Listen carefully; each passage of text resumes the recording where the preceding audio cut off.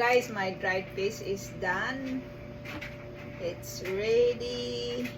So I have to remove this from the dehydrator, guys. Look at that. Oh.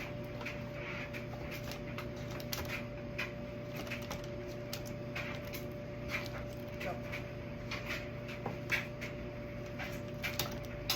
Ready na siya, guys. Ayun na yung aking daing.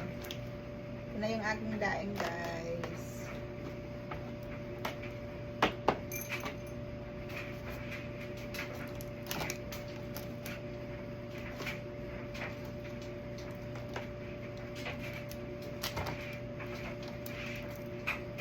In Asia, we like to eat dried fish.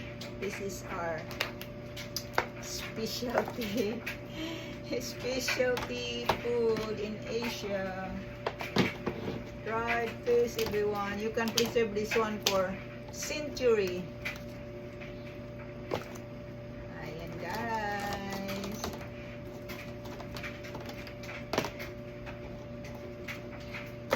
Oh.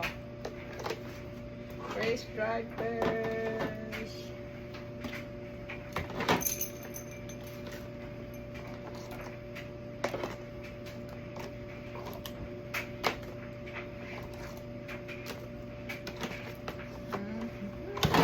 Oops.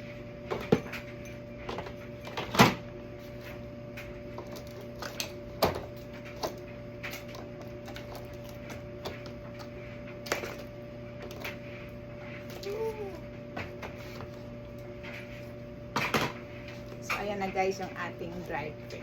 So, diba? Fresh talaga siya, guys. So, fresh dried fish. Alright guys, thank you for watching. Don't forget to hit like and follow for more from Aling Iski.